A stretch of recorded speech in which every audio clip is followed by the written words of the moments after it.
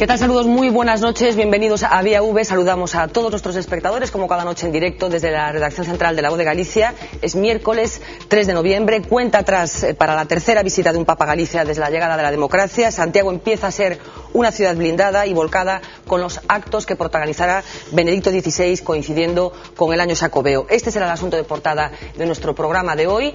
Nos acompañan esta noche, aquí como decía en la redacción de La Voz de Galicia, José Luis Barreiro, muy buenas noches. Hola, buenas noches. Iria López, muy buenas noches. Buenas noches. Manuel Cheda, muy buenas noches. Y Domingo San Pedro, muy buenas noches. Buenas noches. Está también en Santiago, acompañándonos desde allí, desde la redacción de V Televisión en la capital de Galicia, Víctor Cortizo, la persona a la que la Xunta ha encomendado la organización de esta visita papal. Muy buenas noches también, Víctor Cortizo. Víctor Cortizo, muy buenas noches. Bueno, vamos a... Hola, buenas noches. ¿Qué tal? Muy buenas noches. Teníamos un problema con esa comunicación. Bueno, antes de abrir la mesa al debate, vamos a comprobar cómo está Santiago hoy, cómo se está preparando la capital de Galicia para recibir al Benedicto XVI y cómo está afectando esta visita al devenir de la ciudad, de la capital de Galicia. El escenario construido para la ocasión en la Plaza do Obradoiro ha sido el trabajo más visible de los últimos días. Así estaba hace 2 semanas. Así la pasada. Y este es el aspecto de esta misma tarde. Pero no es el único trabajo de la organización. El plan de movilidad se ha preparado para la llegada de 2.000 autobuses, además de habilitar 10.000 plazas de aparcamiento en diversas zonas de la ciudad. Todo ello completado con un importante refuerzo en el transporte público. 2 polideportivos, el de Santa Isabel y San Lorenzo de la Torre, serán albergues improvisados, y la seguridad es máxima con la presencia en la capital de casi 6.000 agentes entre Policía Nacional y Guardia Civil. A pesar del intenso trabajo previo, todavía estos días se espera mucho ajetreo. Mañana jueves, a partir de las 8 de la tarde, ya se prohibirá el aparcamiento en el recorrido que realizará el Santo Padre en el Papamóvil. Los poco más de 11 kilómetros que unen el aeropuerto con el Obradoiro no solo estarán libres de coches, también se retirarán todos los contenedores del recorrido por motivos de seguridad. Además, la nueva terminal de Lavacolla, por la que llegará Benedicto XVI, sigue en construcción. Se inaugurará oficialmente en abril de 2011, pero parte de la infraestructura se acicala para tan ilustre pasajero. Bueno, señor Cortizo, lo imaginamos de los nervios en estas horas previas a la visita del Papa. Quedan apenas 2 días para que Benedicto XVI aterrice en Santiago de Compostela. ¿Cómo están transcurriendo los últimos preparativos? Bueno, de los nervios no, en realidad yo creo que está todo bastante previsto y quizá lo único es la acumulación. Ahora mismo hay que reconocer que todo es un poco ajustar detalles. Por poner un ejemplo, hoy comenzamos el montaje del centro de prensa, que es lo más importante que ha tenido Galicia en su historia, un despliegue periodístico. Por lo tanto, la verdad es que tranquilos, ejecutando las cosas y, bueno, un poquito cansados, pero bueno, la verdad es que normal en este momento, nada más. Bueno, para que nos hagamos un poco una idea a todos, cuéntenos un poco cómo ha sido su día hoy, por ejemplo, qué tipo de reuniones y de encuentros ha tenido que tener para ultimar detalles de esa visita. Bueno, en realidad los encuentros son casi simultáneos, ¿no? Yo creo que desde esta mañana, desde que a las 8:30, porque ayer nos acostamos muy tarde, porque aprovechamos las horas nocturnas, sobre todo para instalaciones en la calle, revisar cableados, bueno, cosas de un poco que parece que la noche es un poco más propicia para hacerlas, y de día pues básicamente reunión de seguridad. Hoy había gente de Casa Real comprobando algunos temas de la presencia de los príncipes de Asturias. También tuvimos alguna reunión de las que tenemos muy habitualmente con el arzobispado, que en realidad es el auténtico, el que lidera y el protagonista de esto, ¿no? La Xunta de Galicia asume las competencias que tiene y por lo tanto ejecuta lo que le toca, pero bueno, también con el arzobispado varios encuentros, con periodistas, con el centro de prensa, mucha prensa hoy también, porque a partir de mañana ya va a ser más difícil poder localizarnos. Quizá algún aspecto, insisto, lo más importante ha sido el centro de prensa, porque ya hemos entrado hoy oficialmente para desarrollar cableados, instalaciones, bueno, muchas cosas. En realidad me resulta difícil resumirte la intensidad de estas horas porque han sido realmente intensas, con ratitos para comer y seguimos para lo siguiente, pero insisto, lo normal en este momento, nada exagerado, vamos. Destacaba de una forma especial ese despliegue de periodistas de todo el mundo. ¿Cuántos compañeros están acreditados para seguir esta visita? Bueno, en total en la visita se acercan prácticamente a los 3.000. En realidad ahí tenemos que descontar, digamos, los periodistas más de línea institucional, de medios públicos que cubren la señal institucional, periodistas en sentido estricto que van a trabajar en el centro de prensa de Santiago, 1.200, que es un número altísimo. Solamente por comparar para los que nos están viendo ahora, el mayor despliegue que nosotros hemos podido constatar en algo equivalente son 340 periodistas durante las últimas elecciones autonómicas. Por lo tanto, superamos muchísimo cualquier evento y cualquier despliegue padecido en Galicia. ¿Y es la comitiva habitual que sigue al Papa o hay un tirón especial que esté ejerciendo Santiago?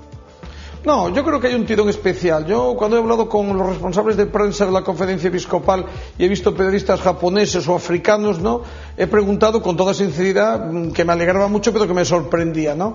Y me dijeron una expresión que la apunto y dice: es el Papa y es Santiago, ¿no? Hoy por hoy el fenómeno de Santiago, el Camino de Santiago, el Xacobeo, el Año Santo Compostelano, ya son fenómenos bastante conocidos a nivel internacional, y esta combinación de un viaje de un Papa que no viaja demasiado con una ciudad como Santiago, cuya imagen, cuya repercusión internacional es creciente, aunque aquí a veces no seamos demasiado conscientes de eso, pues esta combinación ha provocado que este viaje realmente tenga un tirón mediático, yo creo que un poco más alto de lo que era esperable. De hecho, no os ocultamos que la cifra de periodistas en la que estábamos trabajando hasta que se cerró el plazo de inscripciones era 1000, por lo tanto es evidente el tirón que tiene este viaje.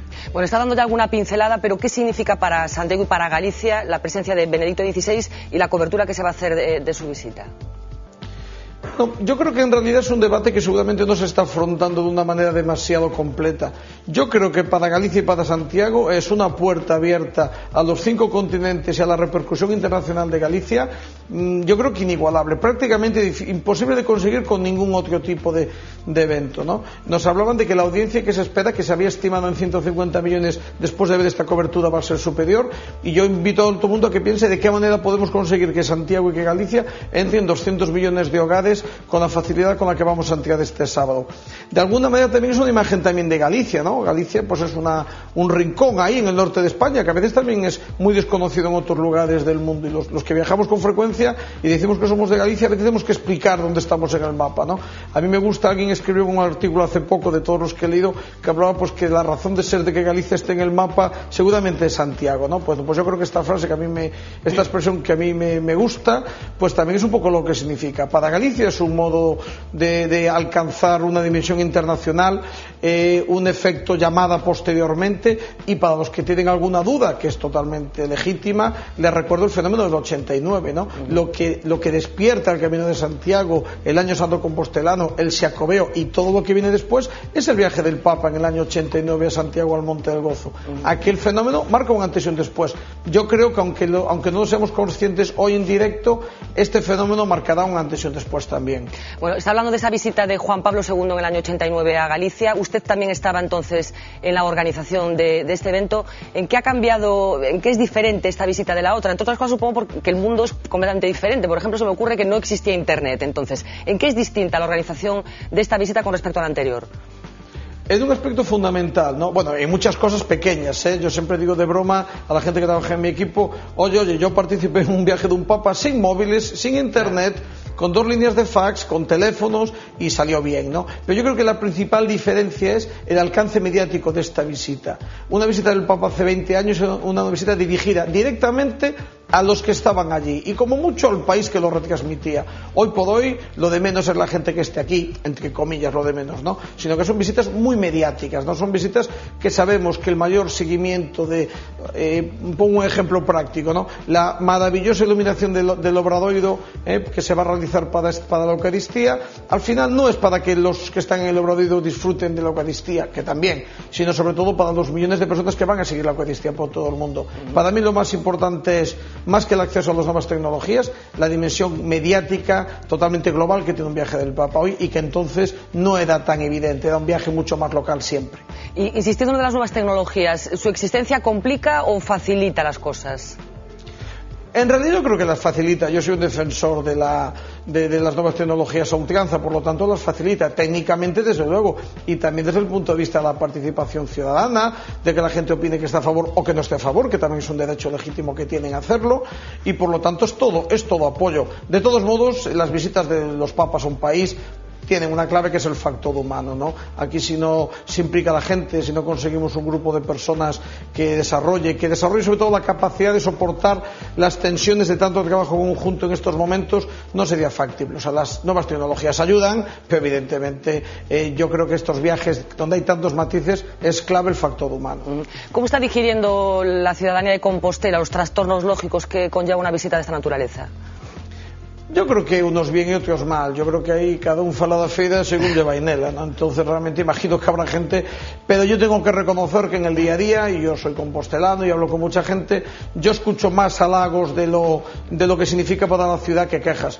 Añado que por otra parte, sacando los que están en zonas más directamente implicadas, y estoy hablando de lo que es San Lázaro, San 23, Obradoiro, algunas partes muy concretas del casco histórico, el resto de la población vive con muchísima normalidad este viaje. Es decir, no sé, mi familia vive en el ensanche de Santiago y no percibo ningún problema en el día a día del coche de aparcar, de moverse o de ir a la compra. Por lo tanto, yo creo que hay alguna incomodidad lógica, pero a mí me parece, o la sensación que tengo, es que la gran mayoría de la población lo tiene asumido. Yo digo también de broma que la población de Santiago somos personas un poco acostumbradas a sufrir, pues que si no los peregrinos, que si no sé qué, o sea, forma parte del día a día de los que vivimos en esta ciudad, y por lo tanto, pues esto en todo caso es algo un poco especial, pero bueno, no rompe mucho lo que ha sido pues este año santo, el mes de julio y el mes de agosto, ¿no? Que ha sido también terrible. ¿Cuánto tardará Santiago en recuperar la normalidad, en que no queden vestigios de la visita del Papa?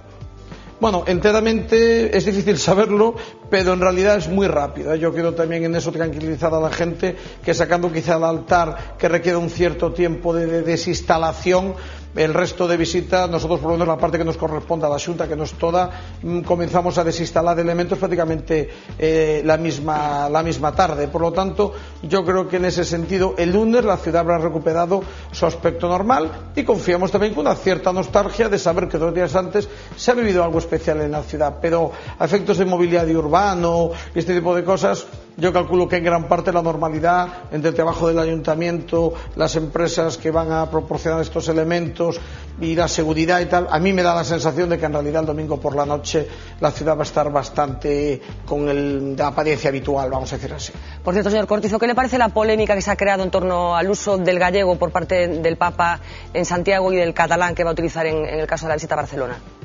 Bueno, yo sobre esa polémica solo te contesto que te la cambio al lunes, ¿vale? El lunes, cuando haya venido el Papa, cuando haya hablado y cuando ya hemos visto lo que haya dicho en cada lengua, en cada sitio, pues con los conocimientos reales, pues lo hablamos. El único tema en el cual no nos corresponde a nadie ningún tipo de intervención, que es el tema litúrgico, es verdad que la liturgia en Cataluña es en catalán, pero también cualquiera que conozca Cataluña y que vaya a misa en Cataluña sabe que la liturgia en Cataluña es habitualmente en catalán, y lo que cuesta mucho es encontrar una Eucaristía en castellano. En Galicia, sin ningún tipo de opinión, que no me toca a mí hacerla, pues probablemente la liturgia está mucho más implantada y mucho más desarrollada en castellano, y aunque hay cada vez más sitios que tienen la Eucaristía en gallego, cosa que por otra parte me parece fantástica y que yo en todo caso estoy a favor de que así sea, pues entiendo que la archidiócesis ha elegido la manera ordinaria de la liturgia, que en todo caso tiene gallego, tiene muchos latines y tiene castellano.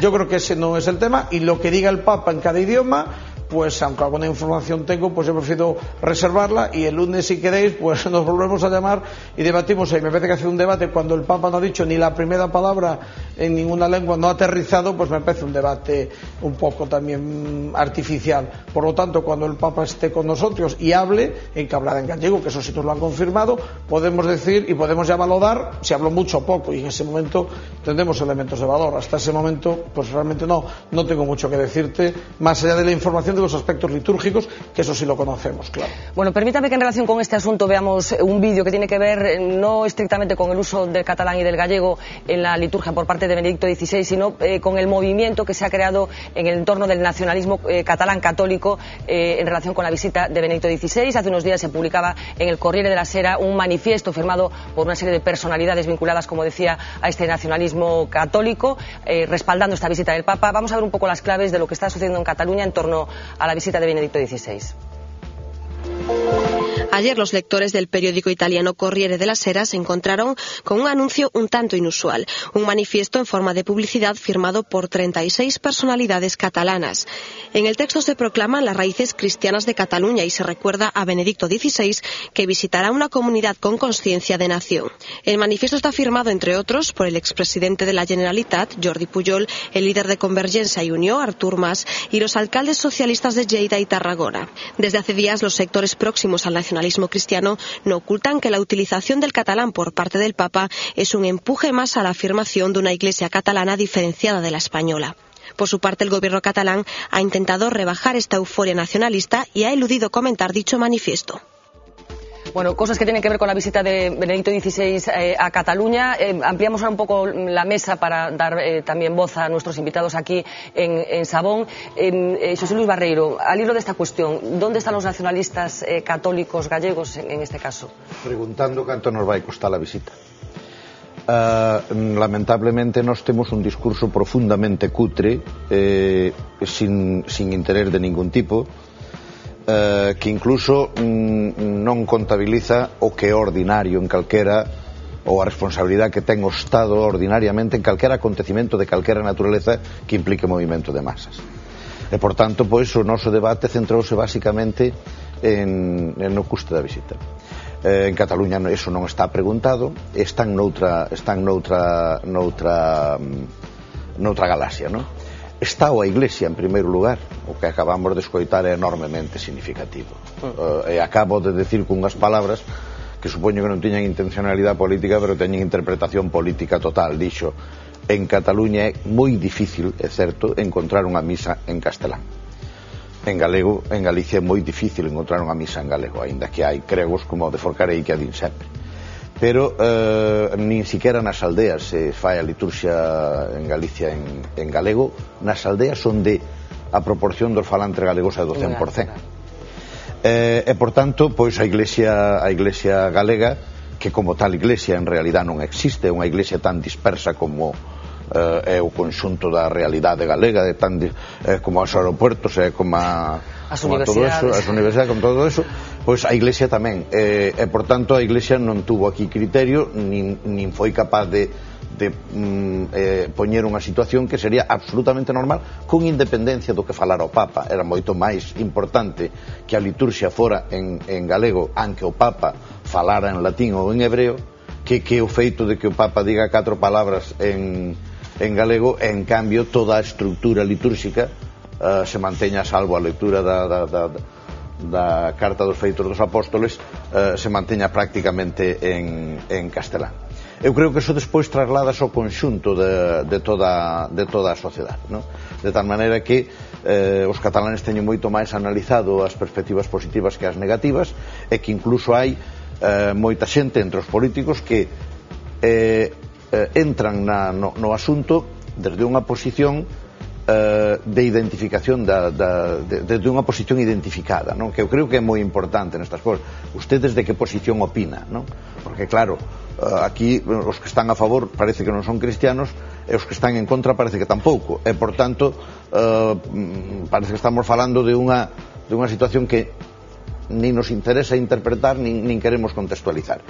Desde o punto de vista dos aspectos periféricos, eu creo que a visita, nun análisis autocrítico do país, eu creo que deixou a Galicia, os seus lideratos, os seus medios de comunicación, se vale decirlo, nunha evidencia extraordinaria. Despois todo isto, como ten outra dimensión, evidentemente, pois ten unhas manifestacións que están ao marxe por encima de todo eso, pois non ten tanta importancia como parece, pero creo que vale a pena unha reflexión sobre eso. Domingos, en calquer caso, desde o teu punto de vista, que significa a visita de Benito XVI? Bueno, a visita, eu comparto en gran medida o que dixo Cortizo, non? Que vai a ter un gran alcance mediático, se cabe aínda máis. Os medios para chegar á xente son moito máis amplios que hai 20 anos, e entón, eso é basicamente, no fondo, incluso visto dende unha perspectiva laica, pois é un gran investimento, non? Que unha personalidade como Papa pois veña a Galicia dándolle esa proxección internacional que vai ter. Ao marxe diso, relativo á cuestión lingüística, non? É certo tamén que a liturxia non é maioritariamente en galego aquí en Galicia, non? Pero coido eu que o Papa será o primeiro interesado tamén en utilizar unhas palabras, unhas expresións nunha das lenguas que aquí se usa, pois por eso, para amosar esa cercanía, non? Esa cercanía con esta comunidade, que ao fin e ao cabo é a comunidade que el vai a visitar, non? Bueno, señor Cortizo, temos aquí na mesa tamén a Manuel Cheda, que está seguindo estes días dun xeito moi intenso os pormenores desta visita. Creo que tiñas algunha pregunta preparada para... Non, máis que non, me gustaría retomar a cuestión que lle plantexou a miña compañeira Fernanda antes sobre o xogo do 89 e do 2010, que plantexarlle de outra forma. En que meteron a pata entón que agora non a teña metido? Bueno, é difícil porque ainda non pasou a viaxe. Non sei, quizá, mira, primeiro a situación miña non é a mesma, non? Neste momento estou nunha parte que é a coordinación do que é a Xunta, o que é a parte institucional.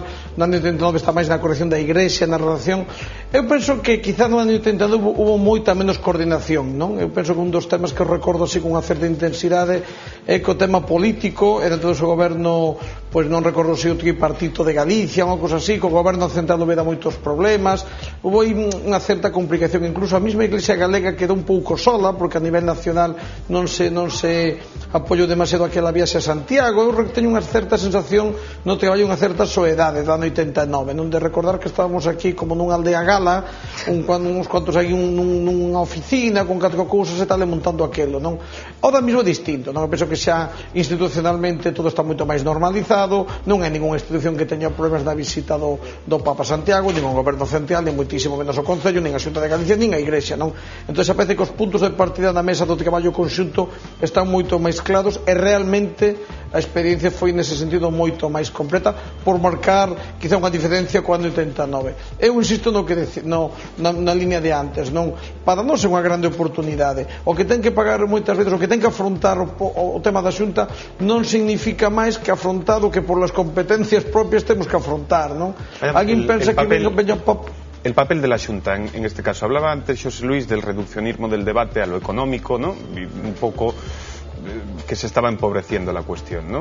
En Barcelona no ha sucedido esto porque la Generalitat en ningún momento tampoco ha facilitado cifras de su inversión en el viaje, y en cambio la Xunta desde el primer momento lo ha hecho. ¿Cree que cometió un error o que fomentó un poco que fuese el debate público por ese cauce al decir el coste para el erario que iba a suponer?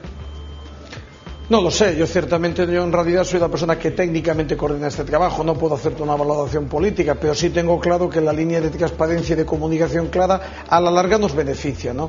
Yo creo que al final las cifras van a quedar públicas. Lo de Barcelona no se dice porque no lo preguntan, pero también más o menos van circulando cifras, e incluso hay concursos públicos donde se ve lo que se va a contratar de pantallas y de alguna cosa más, y a mí me parece que es mucho más honesto con la ciudadanía decir lo que cuesta desde el principio, que es verdad que desgraciadamente, y estoy un poco en la opinión de José Luis Barreiro, pues yo creo que la intencionalidad de la transparencia genera un debate que lo que ha hecho ha sido no ser capaces de centrarnos en lo mismo, ¿no? A mí me preocupa, y insisto que esto es una opinión meramente personal, porque no se ha hecho una reivindicación de ciertos temas del gallego, de la liturgia en gallego, la Biblia en gallego, o sea, muchas otras cosas que quizás se podría haber aprovechado la ocasión para montar una cierta promoción, un cierto debate, y no lo hacen ciertos colectivos. Esto es una opinión personal, yo no represento institucionalmente a la Xunta, me limito a coordinar esa parte de trabajo, ¿no? Pero a mí me parece que también se ha trabajado muy cómodo, con la luz y taquígrafos, con la información que posteriormente la Consejería, el Consejo de Presidencia dará del coste de la visita, y desgraciadamente ha generado un debate que igual nos ha desviado del debate auténtico, pero también a cambio se ha trabajado con mucha tranquilidad y con todos los papeles en la mesa. Por lo tanto, no sé, yo no creo que haya sido un error. Lo que sí creo es que desgraciadamente hay mucha gente que ha visto la visita solamente por ese aspecto económico, y eso pues a mí me da una cierta tristeza cuando ahora mismo puede haber 50, 60 o 70 países del mundo que piden e insisten y le piden al Papa que vaya a su país porque son conscientes de lo que significa para salir a veces de situaciones que se viven desde que la gente te conozca y descubra tu realidad. Y nosotros que tenemos este regalo que nos ha venido además en un año, en un momento muy especial para Galicia y para España, de crisis, pero también de Xacobeo, etcétera, pues nos podemos discutir si 3 millones de euros es mucho o es poco. Bueno, pues no me corresponde a mí valorarlo, pero a mí reconozco que desde mi experiencia en otros viajes del Papa y participando en otras organizaciones me da un poco de pena ese debate, eso es verdad. ¿Quién tiene que colgarse la medalla o a quién hay que ponerle la medalla de esta visita? De que el Papa esté aquí el sábado. De Santiago. Al arzobispo de Santiago, en mi opinión. Yo creo que aunque institucionalmente el apoyo del presidente de la Xunta fue muy importante y la implicación, el viaje del presidente a Roma, yo creo que transmitirle a la Iglesia que el gobierno de Galicia apoyaba esta iniciativa con esa fuerza ayudó, pero yo si tuviera que decir de quién es el protagonismo, y yo creo que así lo ha dicho también públicamente el presidente, es del arzobispo de Santiago. Yo creo que don Julián Barrio tiene el mérito de haber conseguido pues este viaje del Papa, que insisto, es que normalmente los que conocemos un poco este tipo de funcionamiento sabemos las constantes peticiones que recibe la Santa Sede de todo tipo para este tipo de viajes. Y yo creo que la iniciativa de don Julián y el apoyo también de la institución de la Xunta y posteriormente todas las instituciones han hecho que realmente, digamos, quedara claro que el Papa podía venir a Galicia por el apoyo generalizado que iba a tener desde todos los puntos de vista. ¿Y qué papel ha jugado el embajador de España ante el Vaticano, el gallego Francisco Vázquez? Pues probablemente mucho también. Yo creo que la labor del embajador es un poco la labor de embajador, es decir, la labor diplomática. Pero yo creo que el prestigio que don Francisco Vázquez ha adquirido en Roma ante la Santa Sede, en el Vaticano, sus magníficas relaciones personales, no tengo ninguna duda que han permitido que muchos de estos engranajes hayan sido mucho más ágiles de lo que hubiera sido lo normal, cuando normalmente estas visitas son mucho más lentas de gestión. A mí me consta que esta visita se ha agilizado razonablemente muchísimo, para conseguir todo en unos tiempos rápidos, y yo estoy convencido, no puedo conocerlo con exactitud, creo que la labor de don Francisco Vázquez, no tengo ninguna duda que ha sido también vital en esto. Por cierto, ha sido muy puntilloso el Vaticano en las exigencias de la visita, en los detalles que rodean a Benedicto XVI.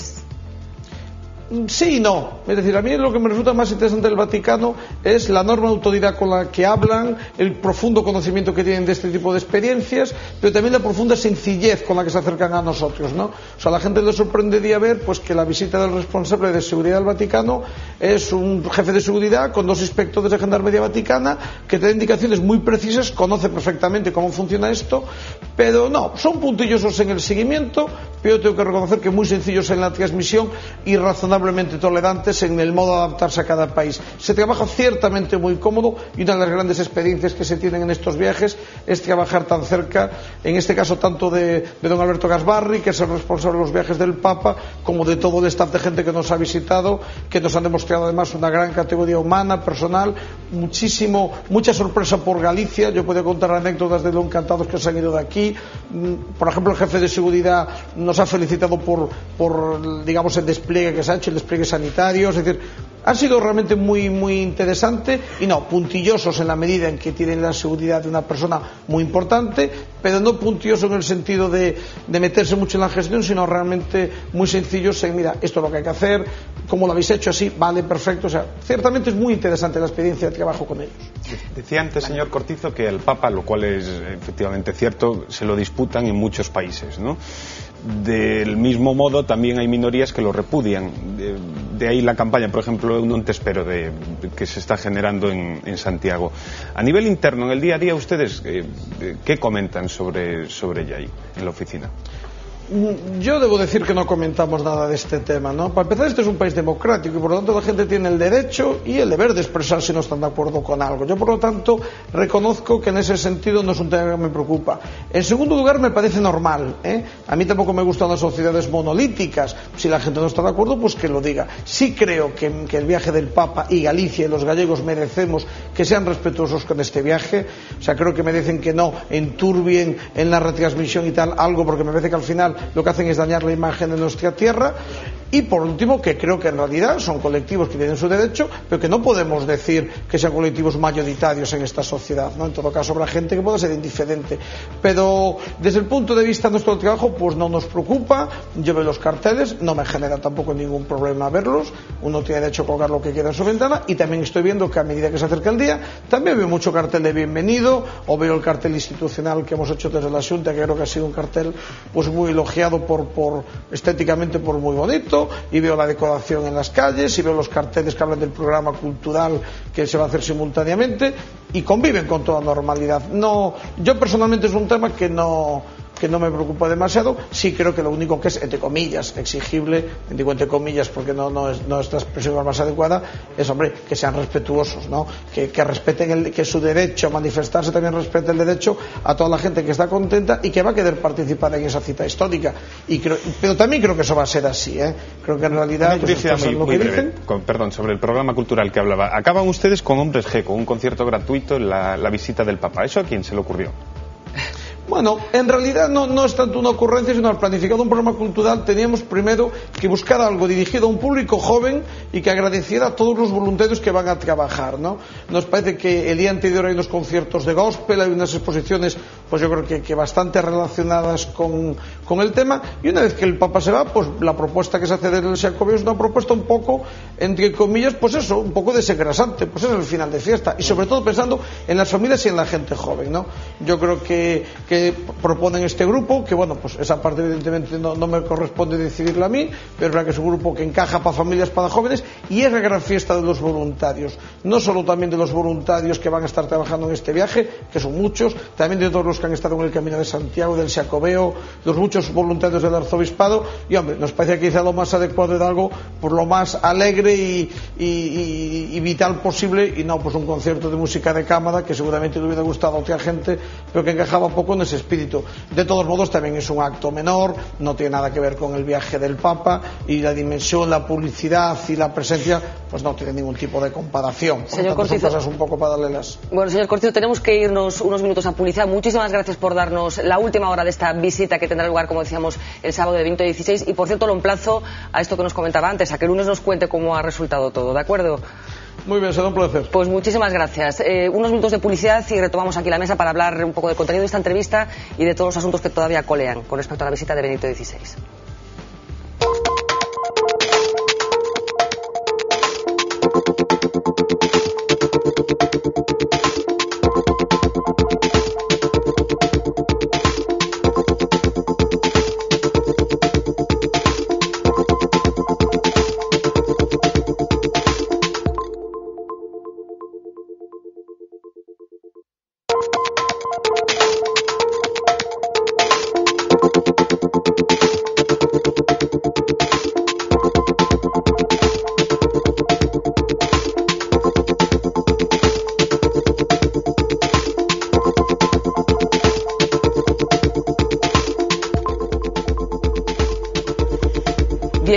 Sobre las 10 de la noche continúan en directo en Vía V, aquí desde la redacción central de La Voz de Galicia. Hablábamos antes de la publicidad con Víctor Cortizo, la persona que la Xunta de Galicia ha encomendado la organización de la visita de Benedicto XVI el próximo sábado. Quiero comentar con Xosé Luis Barreiro ese guante que lanzaba al respecto de la visita del año 89 de Juan Pablo II. Antes me gustaría escuchar a Iria, que la tenemos muy callada, no hemos oído todavía su parecer sobre esta visita desde tu perspectiva, una persona que no está exactamente vinculada a los medios de comunicación y que eres mucho más joven que el resto de los que está presente en la mesa. ¿Cómo ves tú la visita de Benedicto XVI? Sí, bueno, de todo isto que saco en claro, primeramente, que menos mal que o Papa viaxa pouco, porque todo este revuelo que se está montando alrededor da visita do Papa resulta un pouco cansino incluso. Eu falo do punto de vista absolutamente laico, a min o tema que comentaban antes de que igual sí que se fala moito do que custa a visita do Papa, sí que me preocupa, pero me preocupa tanto aquí como en Cataluña como en outro sitio, que nun país laico se teña que poñer tantos cartos públicos para unha visita dun líder religioso. Pero bueno, a marxe diso, creo que sí que mellor se exagerou un pouco ese debate, se deixou de lado o do tema do galego catalán, pero coido que tamén é verdade que aquí non existe un nacionalismo católico como pode existir o mellor en Cataluña ou no País Vasco, entón é complexo, tendo en conta tal e como está o galego nesta situación agora mesmo, que estamos quitando case das aulas, a mí case me sorprende que dea un saúdo en galego, entón creo que todo este debate se está facendo bastante demagoxa ao respecto. Xosé Luis. Conviría decir que o Estado non gasta cartos na visita dun líder religioso. O Estado gasta carto nun acontecimento no que participan 150, 200 ou 300.000 personas, é o mesmo que gasta cartos cando se enfrenta o Barcelona co Madrid, tamén gasta cartos ou cando ven un cantante de moda, ou cando ven Evita Perón, pois gasta moito máis. Tampouco digo que usted de acordo niso. No, claro, pero é que non queda máis remedio, quero dicir que é un tema que está fora de debate. O feito de que a ciudade funcione, que non se produzcan acontecimentos de carácter de desbandadas, ou que este todo eso ben ordenado, que este todo ben protegido, etc., é unha cuestión que é unha obligación do Estado con independencia de quen sea. Poñía aos meus alumnos un exemplo onte nun debate que montamos sobre este tema. Que pasaría na facultade se anuncia que no salón de actos vai a dar unha conferencia a Julia Roberts mentre eu estou empezando a clase? Podría tomar dúas decisións. A primeira é decir que a clase ten os seus horarios, que a obligación do alumno é asistir á clase, que o que se marche que se teña as consecuencias, e non deixar mover os alumnos para ir á conferencia. eu tería toda a razón xurídica, estaría preservando o interés da vida universitaria, pero estaría facendo o tonto, non? E a outra sería dicir, pois xa que está aí baixade, e eu despois, no mesmo tempo ou baixaría ou iría tomar un café, pero en todo caso rompería ese orden. Por qué?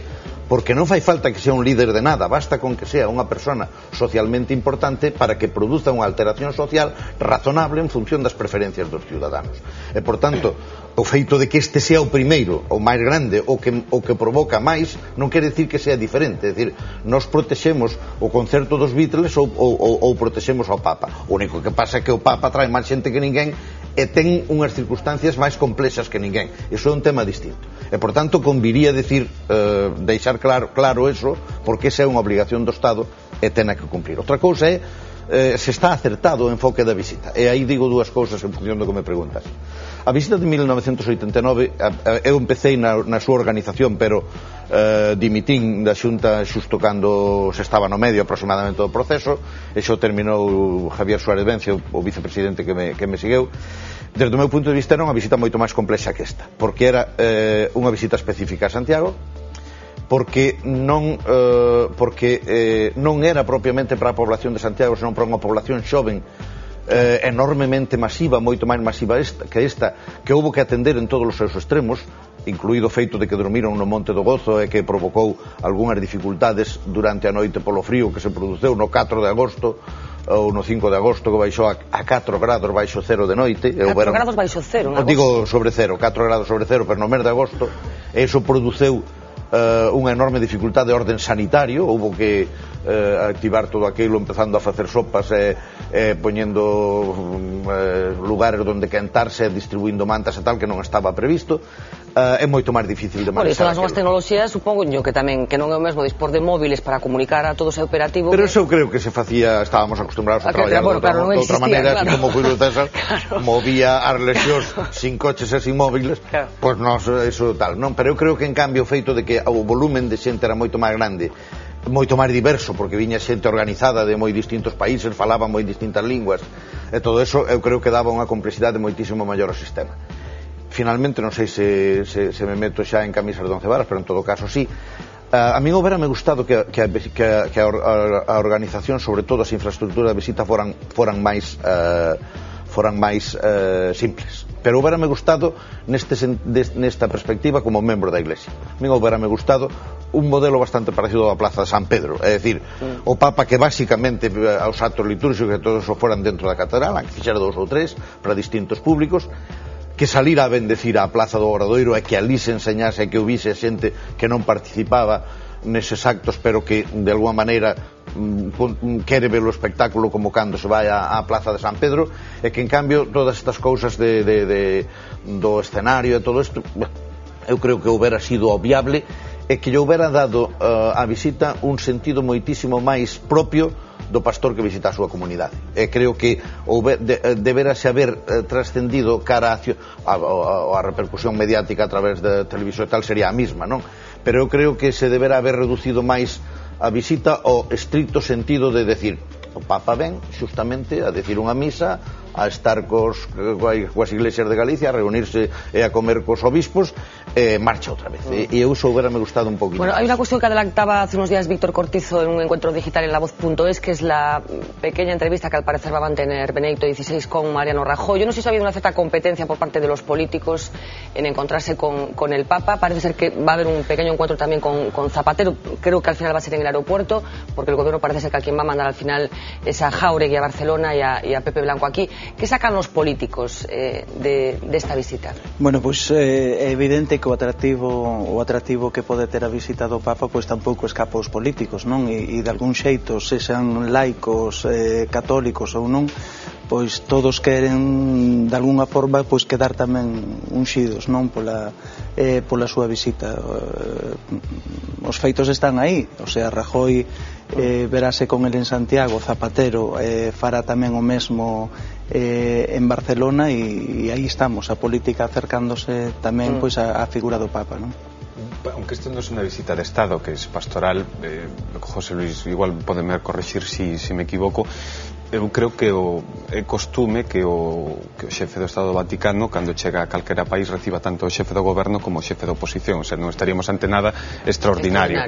Tamén é lógico que Mariano Rajoy busque unha foto un día antes en Galicia que vai ter un día despois en Cataluña a Zapatero. E disinto con Xosé Luis no tema da complexidade. A mí sí que me parece máis complexa esta visita de organizar dentro do punto de vista da seguridade, porque daquela é moito máis difícil protexer a un papa pasando por debaixo de dúcias de miles de tellados que non nun monte aberto como fora daquela ocasión. E penso que hai un risco serio tamén de un problema de desorde público que se pode xerar dentro da cidade histórica de Santiago. Bueno, pues me das muy bien el pie para escuchar lo que opinaban hoy durante la mañana ciudadanos de Santiago con los que nos hemos encontrado para ver cómo están digiriendo los trastornos lógicos de un evento de esta envergadura. Vamos a escuchar algunos de estos testimonios que, como decíamos, recogíamos esta misma mañana y esta tarde por las calles de Santiago. Pues muchísimos. Vivo en las afueras y tremendo para aparcar. El sábado un problema para acercarte a la ciudad. A mí no me causa ningún. ¿No? A mí non. Curiosamente é que vivo na zona bella, así que, bueno, creo que hai algunhas restriccións para aparcar por aí que non me parecen moi normais tampouco. El mismo lío se arma cuando viene cualquier otro personaje. Cuando viene cualquier otro personaje, las medidas de seguridad se intensifican y algunos salen fastidiados, pero la mayoría está contento. No, siempre es poco. Hay que proteger al Papa por encima de todo. Aunque yo creo que el Señor lo protegerá desde arriba. Por o que lín algún xornal por aí que poñía que por onde ven que cada 15 metros un policía e tal, supoño que é bastante desproporcionado. No, me parece adecuado. Sí, va a venir gente importante y yo creo que sí. Me parece muy bien que venga. Sinceramente dame igual. O que teño clarísimo é que bueno, supoño que o custo de todo isto debería pagar pues os fieles ou quen. Tengo verdadera devoción, pero no sé si me voy a atrever sería venir. Bueno, testimonios que recogíamos por las calles de Santiago hoy mismo, hay de todo como en botica. José Luis Barreiro estuvo en Roma, me consta, durante la elección de Benedicto XVI como Papa. Un poco para rematar esta parte del programa, ¿cómo ha evolucionado Benedicto XVI, Joseph Ratzinger, como jefe de la Iglesia Católica? Vamos a ver, eu esperaba unha evolución un corte máis grande coa figura do anterior Papa. Xa é bastante corte, pero eu esperaba un corte máis grande, de tal maneira que esperaba un Papa moito máis intelectualizado, moito menos viaxeiro e de alguma maneira facendo a reducción que a Cheda non parece que non lle parecía oportuna, pero eu creo que facendo a reducción a súa función pastoral dentro da Iglesia, e que o que salga ao exterior sea precisamente froito da súa importancia, do interés que lle poida producir a quenes incluso non son da Iglesia unha persona que ten o nivel que el ten e que ten, por decirlo tamén, a representación de un colectivo como o que el ten. Eu creo que isto fixo en certa medida. Este Papa é moito menos mediático que o outro, tamén escribe millor, escribe menos precisamente por eso, porque o outro era todo un concatenado de fórmulas de estar todos os días presente nos periódicos e tal, pero eu esperaba desto un pouco máis. Non diría como Pío XII, pero a mí gustaríame velo máis cerca de Pío XII que de Xoán Pablo II, e eu creo que está un pouco máis cerca de Xoán Pablo II que de Pío XII. Bueno, uno de los sitios que seguro no va a visitar Benedicto XVI, entre otras cosas porque todavía no se ha terminado, es el Monte Gallás, la famosa ciudad de la cultura. Hoy La Voz publicaba la inversión que finalmente se destinará a este complejo el año próximo, año de crisis como todos sabemos, y que finalmente deglutirá este gigante 23 millones de euros. La pesadilla del Gallás parece no tener fin, mientras la Cidade da Cultura sigue creciendo ajena al trajín político que genera de manera ininterrumpida. La Consellería de Cultura trata de encajar un puzzle de cifras que se eterniza ya durante casi 10 años. Roberto Varela y su departamento solo asumirán la mitad de la inversión prevista para el 2011, un montante que asciende a 23 millones de euros, de los cuales Cultura aportará un total de 13,5 millones. Se trata de la partida presupuestaria más baja desde los inicios del faraónico complejo, allá por el año 2001, un proyecto que ha supuesto ya para el bolsillo de los gallegos más de 450 millones de euros, 340 millones por encima del presupuesto fijado en un principio. Lo cierto es que a pesar del recorte presupuestario, el complejo recibirá el año próximo más efectivo que la autovía Pontevedra-Vilagarcía, el puerto seco de Salvaterra do Miño o la tercera ronda coruñesa. Además, el Ejecutivo de Núñez Feijóo ha reculado en su compromiso de eliminar la Fundación Gaiás, ente de naturaleza privada, para diluirla en la Fundación Cidade da Cultura de carácter pública, con el fin de acabar con la gestión bicéfala del complejo. Un mar de dudas en donde los distintos gobiernos gallegos solo han sabido naufragar. Bueno, 23 millones de euros, nos contaba hoy Domingo San Pedro en la Voz de Galicia, que se destinarán el año próximo a la Ciudad de la Cultura. Sigue siendo unha barbaridade 23 millones de euros en este momento? Bueno, eu penso que sigue sendo unha cifra apreciable. É certo que é moito menos co que se investiu nos 3 últimos exercicios, pero eu creo que o máis importante desto é 23 millóns de euros para qué? Claro. É dicir, en que vai a consistir, como vai a funcionar realmente esa biblioteca de Galicia, como vai a operar, que nos vai a aportar ese arquivo centralizado de Galicia, o Museo de Galicia que está previsto que abra o vindeiro ano, que contidos vai a ter, que pode aportar ao mapa museístico galego, e despois eu creo que hai aínda outros elementos tamén que aclarar, que son eses 2 grandes edificios que creo que son os máis grandes de todo o complexo, que están adiados en principio, pero adiados baixo que condicións, atacando e como, non? Eu creo que aínda quedan moitas cuestións para responder sobre todo este proxecto. Bueno, vou seguir a abrir a esta cuestión ao resto dos participantes no debate de hoxe, pero quería recuperar unhas declaracións que onte facía nesta mesma mesa Celestino García Braña, que é o decano do Colexio de Arquitectos de Galicia. Preguntábamos de polo Monte Gallás, pola Cidade da Cultura, dun xeito claro, decía o seguinte: xa que desbocouse, saleu de madre, supoñendo todas as boas intencións, ten adquirido unha desmesura que realmente non é nada positiva. Rematar o que se ten empezado, usalo, e cando se poda continuar.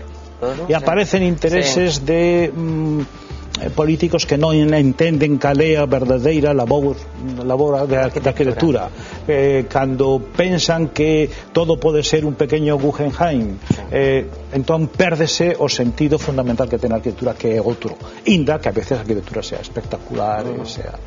Bueno, están as reflexións de Celestino García Braña onte aquí na mesa de Vía V sobre a Cidade da Cultura. Manuel Cheda, ¿qué facemos ca Cidade da Cultura?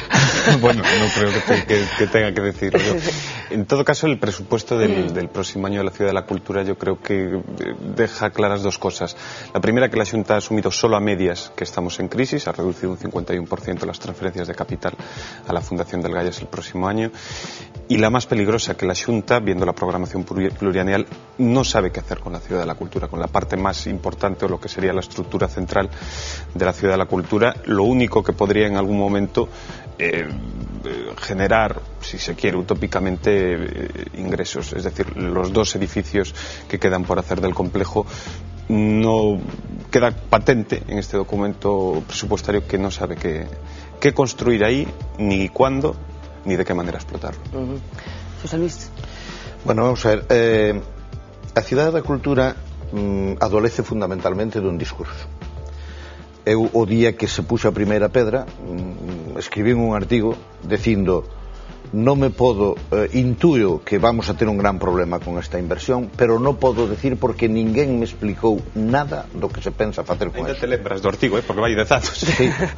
Escribín ao principio, que era cando era difícil, escribín antes de que empezara a moda de escribir contra a Cidade da Cultura, escribín, me parece que 2 ou 3 moi potentes os 3, buscando precisamente ese asunto.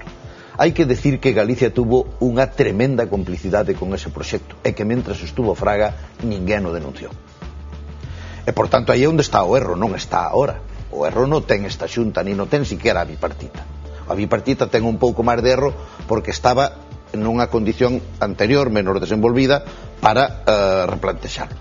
Pero a medida que o proxecto vai avanzando é menos replantexable. E non pode haber peor despilfarro que deixar unha gran inversión sin rematar e, por tanto, sin poder sacar ningún dos contidos por os que estaba destinado. Técnicamente, desde o punto de vista da arquitectura, acabo de decir Celestino, desmesurouse, pero ao final coidouse moito de decir hai que interrompila, só lo dixo. Hai que esperar, ralentizar o asunto e cando se sepa hai que terminala. Estou de acordo con esa cuestión. Eu creo que agora Galicia non se pode permitir o luxo de deixar eso de non coitus interruptos. Eu creo que é un aborto, non? Pero o que é importante saber claro. contidos. Entón eu creo que o principal que hai que exixir neste momento os responsables da Consellería de Cultura e os responsables da Xunta é que, en vista de que ese discurso non hai, curiosamente non o hai na perspectiva arquitectónica, non o fixo Eichmann, nin está encargado a ninguén, non o hai desde a perspectiva das políticas culturais, porque eu creo que hai solamente unha cuestión. Vamos a ver, se nós pensamos que esta é a cidade da cultura de Santiago, é obviamente unha desmesura. Pero cada vez fálase máis da cidade de Galicia, cidade total ou cidade única, non? Entón sería unha cidade de 3 millóns de habitantes e entonces o proxecto deixa de ter esa desmesura. O único que non pode subsistir ese proxecto é con políticas absolutamente localistas, fragmentarias e aldeanas, que eu non vexo intención de cortalas. Se eso non se corta, se non se aproveita ese proxecto para empezar a decir, bueno, desde agora imos a planificar de outro modo servicios, estructuras, etc., se non se aproveita para eso, a cidade é imposible. Pero eu creo que aí é onde hai que pedir á Xunta. Ten que articular ese discurso que non está articulado. E se non o fai, entonces é cando hai que decir, pare. Se non sabe onde vai, pare. Pero a cuestión, se te das conta, é que veu a recoñecer que non sabe onde vai, porque acaba de parar. O sea, os fondos do próximo ano da Cidade da Cultura son exclusivamente para abrir. O que está construído é para mantemento, non para nada máis. Está incumplindo o primeiro compromiso que adotou o novo presidente da Xunta ao tomar posesión foi dicirlle aos galegos canto iba a costar a Cidade da Cultura. Desto xa hai casi 2 anos. Non o dixo. Pero que non o pode dicir, porque non sabe o que vai facer. Eu non espero eso. O que vai facer da Cidade. Agora, eu o que digo é que non é, para min, para que quede claro o que digo, son consciente do que eso supuxo e da forma absolutamente arroutada na que foi plantexado, pero o que digo agora, estando as cousas como están, para min sería un enorme disparate parala e sería un enorme disparate reformar o proxecto inicial. Eu xa, tal e como está, levaría ao final o proxecto e utilizaría todos os recursos de reorganización, de reestructuración das políticas culturales para darlle sentido e para facer dele unha proxección de Galicia cara fora. Eu xa sei que isto é complicado, pero aí é onde está o compromiso. E se non había que haber parado antes. Pero a min gustame moitísimo decirlle á sociedade galega que a ver onde están os que durante os 6, 7 primeiros anos ou 10 primeiros anos levamos, bueno, non 10, levamos 6 anos, os 6 primeiros anos cumple ahora en febreiro do 2011 cumple 10 anos en obras dende a primeira pedra. Pois os que nos primeiros anos levantaron a voz contra iso, cando se estaba non solamente aceptando a desmesura, senón magnificando ainda a desmesura mesma. E por tanto hai que empezar a decirle á xente, os proxectos hai que os errores hai nos que parar ao principio. Despois as críticas sempre as houbo, quizás foron ampliando eco a medida que iba a barbarie evolucionando. Nos primeiros anos moi pouquinho. Eu creo que eso é relativo, eso de que houbera unha gran complicidade con ese proxecto. Eu creo que a gran complicidade en todo caso pódese intuir, pero que ven simplemente dun gran descoñecemento sobre o que se quería facer aí. Iso lle chamo eu, A ninguén se nos dixo no ano 2003 que algún político deste país tiña a intención de facer aí unha colección con 1 millón de incunables expostos ao público. Ninguén escoitáramos antes esa barbaridade. Pero preguntémonos unha cousa, ti David, chameches David, pero ti sabrás por que será eso. Bueno, es Manuel solo ou es Manuel? Imos pasar o seguinte accesorio. Podemos ir ao Parlamento e preguntarnos nos primeiros anos onde están as preguntas sobre os contidos da Cidade da Cultura. Que forzas políticas se plantexaron situarse fora ao marxen dese proxecto? Salvo as intervencións localistas, non hai ninguna. Hubo peticións de comparecencias no Parlamento para que explicaran realmente que se pretendía facer pero ali. Eso pódese, pero non se tramitaron. O discurso parlamentario pódese facer en todo caso situándose ante esa situación, ante esa falta de resposta, non? Claro, a política é todo eso. E, por tanto, agora collemos nós a todos os que empezan a decir isto é un monumental desastre, hai que paralo, hai que derribalo, ou hai que entregar ya a quen sea, a industria privada ou a quen sea, e hai que decir, hombre, onde estaba tu partido, onde estaba todo isto antes?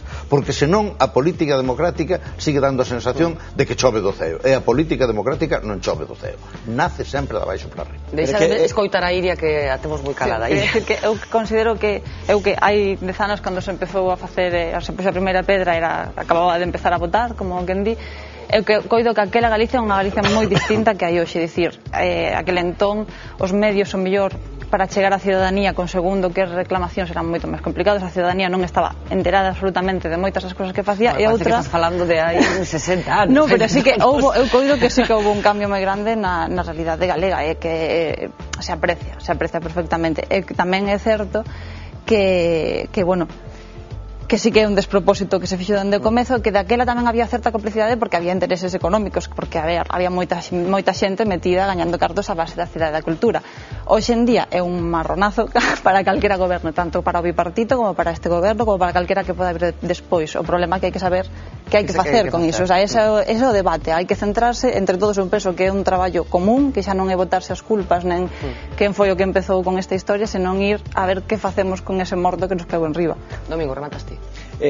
Simplemente por engadir unha pincelada máis ao anterior, que incluso para o propio veciño que vive ali na parroquia do Sar, non? Ler información sobre un proxecto que van a montar aí na colina de ali do lado, pois é moi difícil abstraerse, non? Sobre o que realmente se iba a construir ali, non?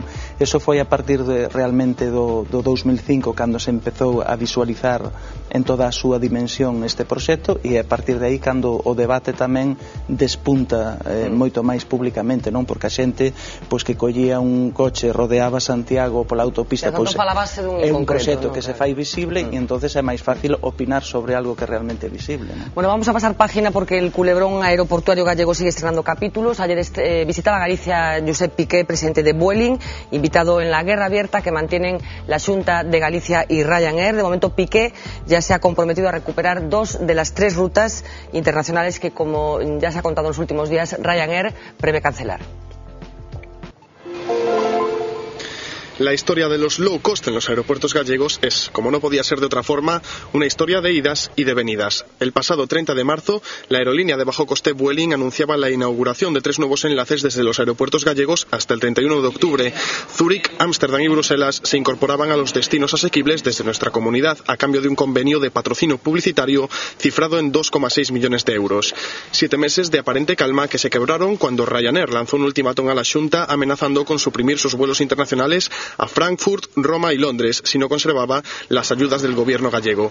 La Xunta no cedió y Ryanair movió ficha llevándose a Oporto la ruta a Roma.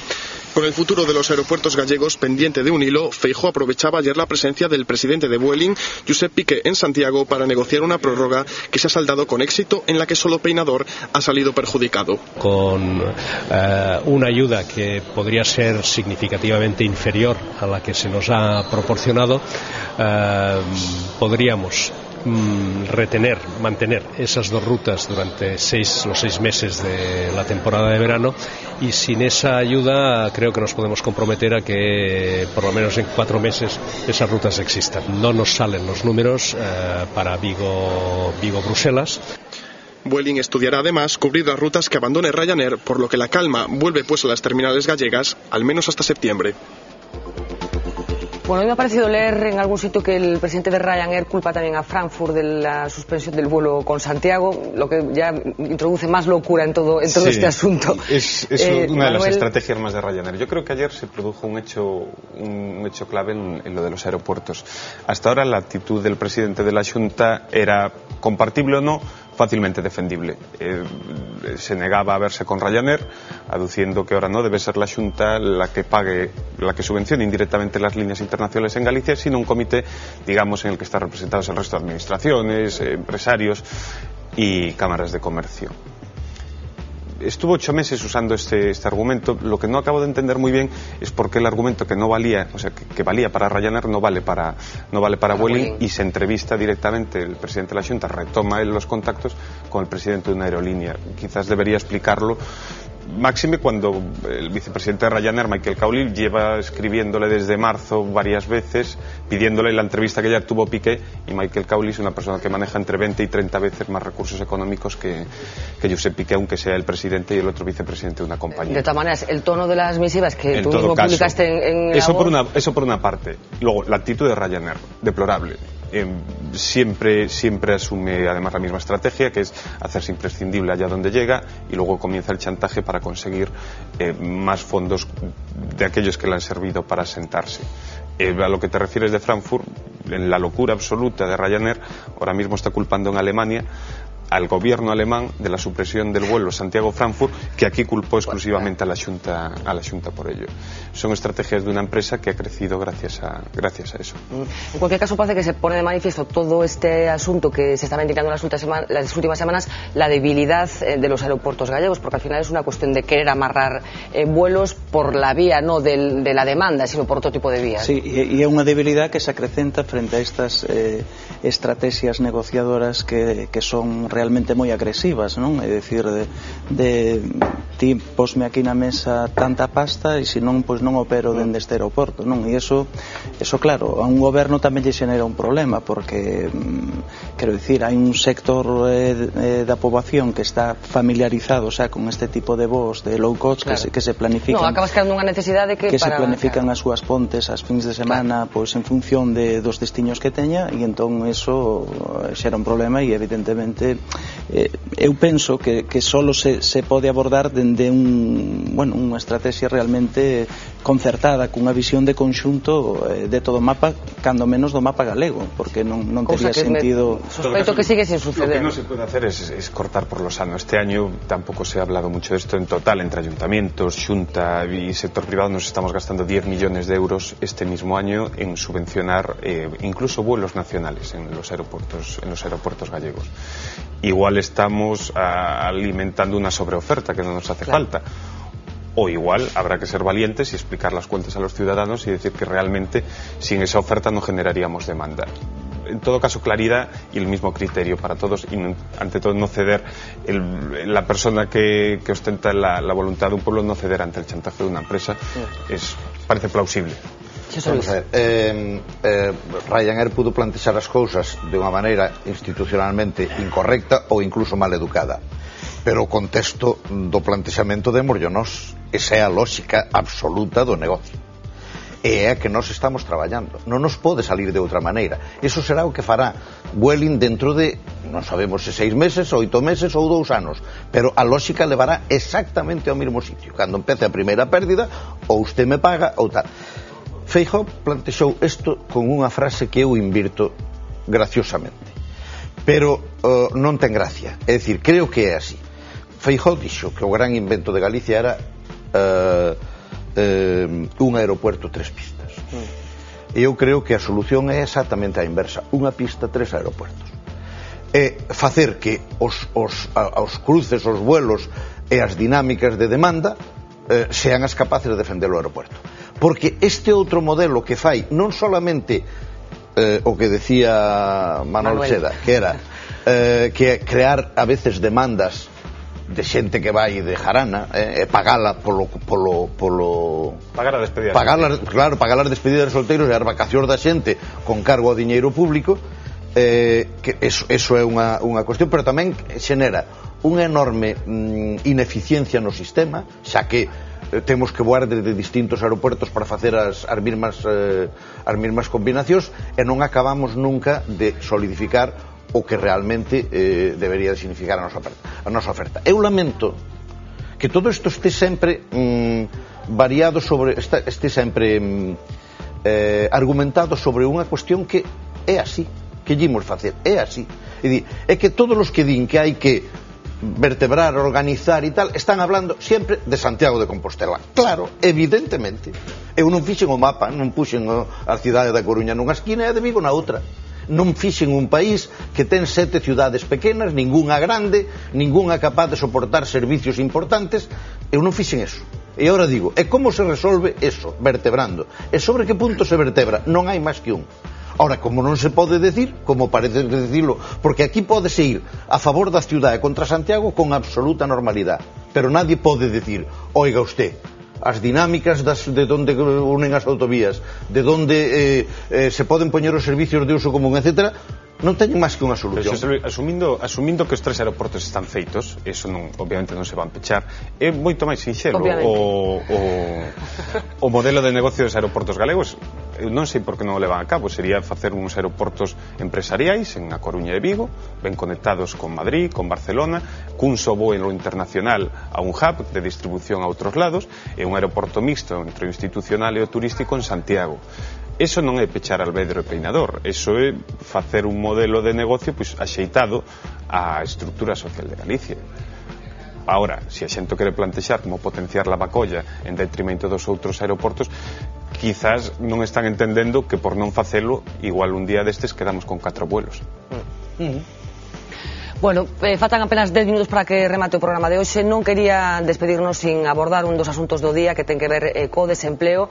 Hoxe fixeronse públicos os datos do INEM que rectifican esa aparente boa noticia que recibíamos a pasada semana relacionada ca enquisa de población activa.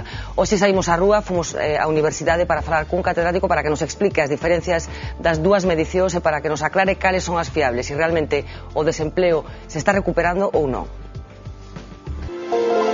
Difieren básicamente porque la EPA es una encuesta, entonces se le pregunta a la gente si está parada o no, esencialmente. En cambio, los datos registrados del Servicio Público de Empleo son datos en los cuales la gente se inscribe, se apunta, y no coincide la gente parada con la gente que se apunta al paro. Hay más gente parada de la que se apunta. La EPA, si es una encuesta, es una encuesta que, como digo, se realiza correctamente, debe dar una información bastante fiable, lo cual no quiere decir que sea fiable al 100%, porque ninguna encuesta lo es. El desempleo va aumentando, pero cada vez aumenta menos, aunque claro está, los datos son negativos y hay que verlos como negativos, puesto que las cifras de desempleo son elevadísimas y todo lo que signifique aumentar más parados, evidentemente no puede merecer una consideración positiva. La creación de empleo depende de la actividad económica y para generar actividad económica hay que estimular la demanda.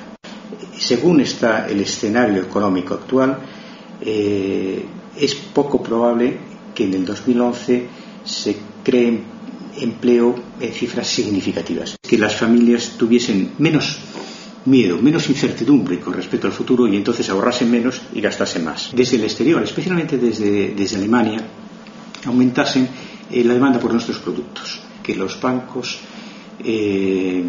cumplan con su obligación de conceder créditos. Aunque estemos en pleno empleo, siempre hay gente que está saliendo del mercado de trabajo para buscar trabajos mejores que el que tiene. Pero en cualquier caso, la tasa de desempleo, cuanto menos, mejor. Bueno, reflexiones de un especialista. Quería simplemente un apunte sobre este asunto que le voy a encomendar a Iria. ¿Qué reflexión haces tú sobre la tasa de desempleo insoportable que padece España y Galicia en particular? Me coido que isto que se ve agora mesmo que o que pasou sempre, que a Galicia sempre parece que as cousas chegan un pouquiño despois, o grande golpe que nos está dando agora mesmo, non, co desemprego. E tamén está o problema que se está vendo, que por lo menos eu vexo no sector audiovisual, que é que as administracións públicas están empezando tamén a pechar os grifos. En Galicia hai moitísimas empresas que viven de subvencións e de subcontratas. Entón, eso é que administracións públicas que están tardando moito en pagar, empresas que xa non poden manter segundo que estructuras. Eu coido que eso é moito do que se pode estar reflexando agora mesmo nestes datos. Bueno, pues es el momento de visitar la primera página de la Voz de Galicia de mañana, algo que, como ya saben, hacemos a estas alturas del programa habitualmente. Una primera que abre con el siguiente titular: la Xunta solo podrá atender el año que viene a 1.600 de los 20.000 nuevos dependientes. De los 37.000 gallegos a los que se les había reconocido el derecho a prestación, 5.000 ya han muerto. Es el titular, como decía, de la primera de la Voz de Galicia. La foto de primera reservada para un asunto que tenía lugar hoy en Sanxenxo, con el siguiente titular: tras un dramático intento de derribo de una casa en Sanxenxo. La justicia emplaza a sus dueños a que la tiren. Una foto muy expresiva que, como decía, pueden ver mañana en la primera de La Voz. Un tercer titular que destacamos: el Tribunal Superior da 10 días al Concello de Vigo para demoler 180 apartamentos ante la playa de Samil. Y finalmente destacar esa noticia que es de suponer mañana estará en todos los periódicos. Obama reconoce la paliza en las elecciones y los republicanos le exigen que cambie de política. 4 titulares que destacábamos, como decía, de esa primera página de La Voz de mañana, de la primera edición en concreto de La Voz de Galicia de mañana. Me gustaría solo un pequeño apunte sobre el bofetón que le han dado los electores a Obama y si esto es un cambio de tendencia o una ola conservadora, digamos, que bueno, está teniendo lugar en Estados Unidos, pero que puede arrastrar al resto de Occidente, no sé. Algo é, sin duda, porque son unhas eleccións e hai un cambio de voto, por unha parte, pequeno, é unha gran abstención dos demócratas que modifica sustancialmente o panorama parlamentario norteamericano. É certo que isto ten moitos precedentes e casi sempre sucede así, pero desta vez tamén sucedeu en medida suficientemente importante como para que se teña como unha chamada. O que para min é enormemente importante é que a ciudadanía non debe de confundir os movimentos electorales cos acertos, si coas vontades legítimas, pero non cos acertos. É dicir, que as maiorías poden equivocarse.